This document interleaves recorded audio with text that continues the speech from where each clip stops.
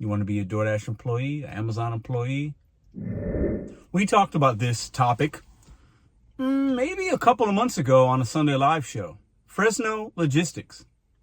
Now, keep that name in the back of your mind. Google search, research it if you want. But I read this article. A few people sent it to me as well. I had read it before it was even sent to me. On my Google timeline, it popped up. And it got me thinking about Amazon, DSP companies. Are you aware that most of these food delivery apps that you work for, even ones that you probably never even heard of possibly, have within their, opportunities, their TOS, their business opportunity basically, that you can start a DSP through the company you might be delivering for already as a gig worker, as an independent contractor, and start your business. Now, this is going to be the beginning of, I believe, a new trend that's been happening, but it's going to continue as people and company and business men and women start to see the advantages of this possibly. And as these big billion-dollar entities start to incentivize individuals for having their own fleets, getting a fleet. Uber, you can rent fleets through them. It's crazy. But I'm talking about this again because I believe it's going to be something we're going to see and continually happen. Some of you might be delivering for these companies already. Now, while the opportunities might not be as plentiful and bountiful right now, because as a delivery DoorDash driver or whatever app, you might have a catering app. The catering apps operate the same way. You just turn it off, you turn it on, it's easy. Barrier of entry is low.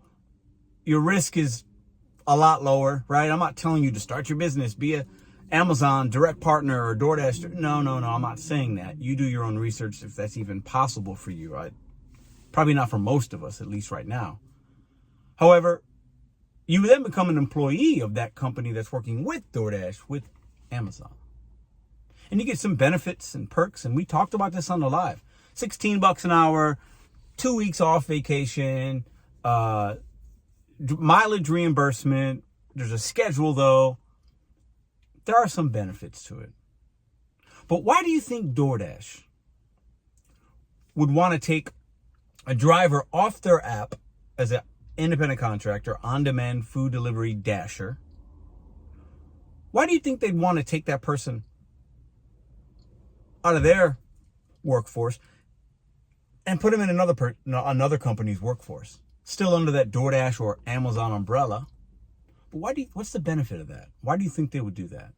Is it playing to a bigger thing that they have going on? Is it playing to them having less hands-on? They already have very little responsibility for us, but even less if the third party is a third party of a third party and the ninth element Mars party. Like, they're trying to be so far attached from you and I. With impending legislation and in some cities and or states, politicians breathing down the necks of DoorDash and Amazon or Uber, DoorDash having to pay tens and hundreds of millions of dollars in lawyer fees and this and that.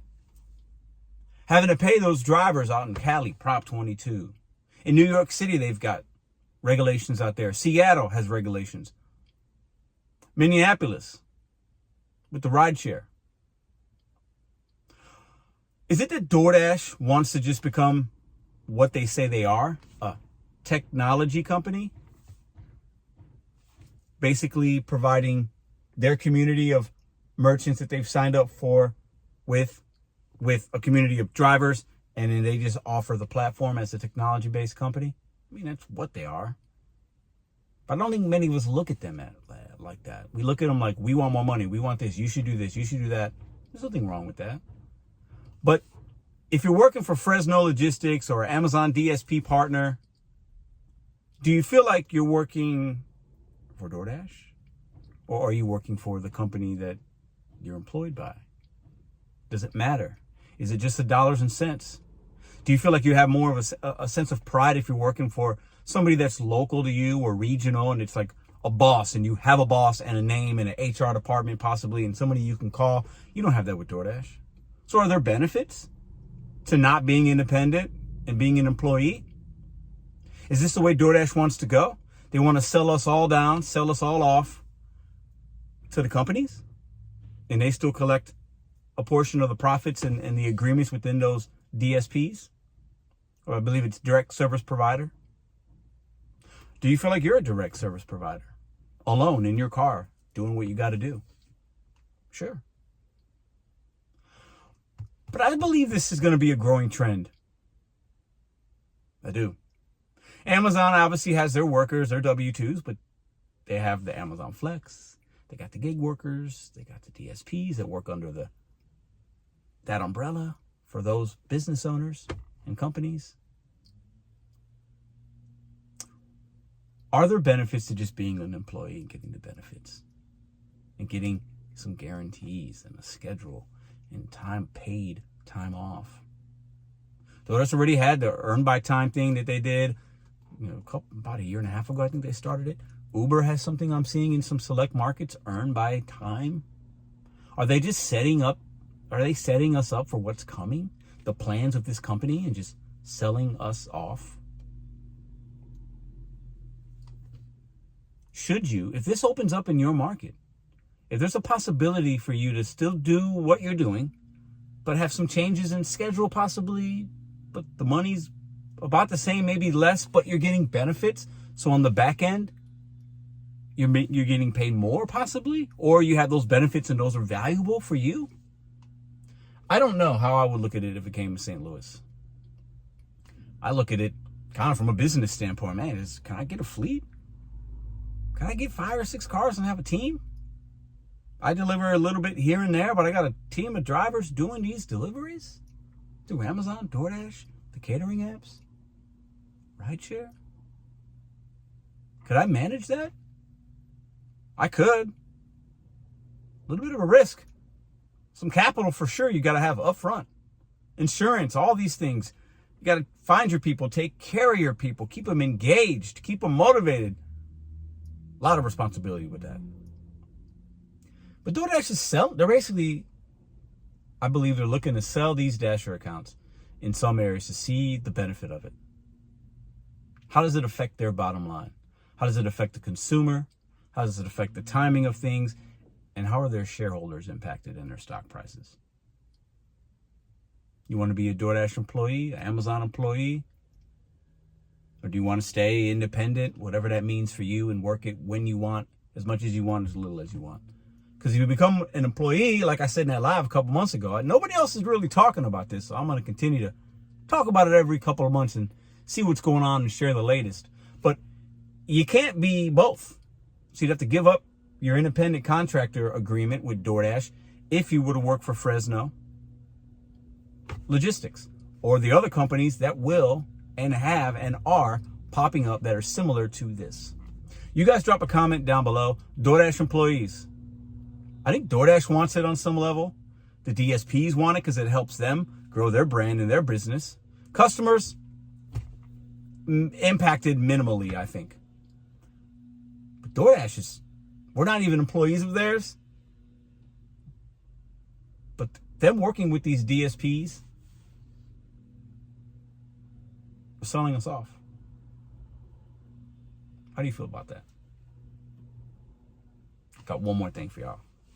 So let me know what you think in the comments down below. Appreciate you guys supporting and watching this video. And thank you.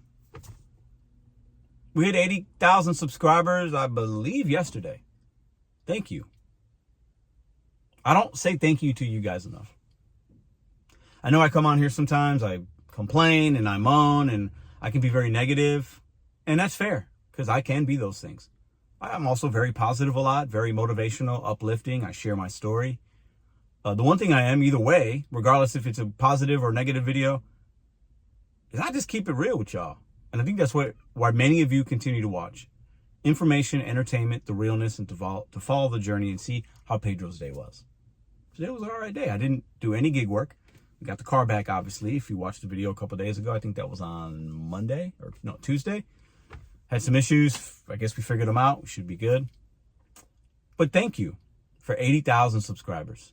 I mean, it's been a grind. I've learned a lot about myself. I've learned a lot about content creation. I've learned a lot about balancing time. I've learned a lot about just YouTube in general and the internet and how amazing it can be and how crazy it can be. But really, while I started the channel, you guys are the wheels that keep it moving. I'm the car and maybe the battery. You guys are the starter, the alternator, the wheels, and everything else that encompasses in it. The great people that I've met through this channel, the friendships that I have, it's been amazing. Amazing is a good word, but thank you for 80,000. We will get to 100K someday. It will happen when it happens. Organically, naturally. We'll lose some, we'll gain some. I might have a day where we get 100 subs, 500 subs. I'll have a day where we lose 5, we gain 0, we gain 3. It is what it is. The number's a number. The number will be what it is. But thank you for watching. Thank you for supporting. And like life, the gig economy is an up and down roller coaster. So is YouTube. But I'm here. I ain't going anywhere. We've been through a lot. We've learned a lot. I'm still here, making content. Thank you for that. I'll see you tomorrow.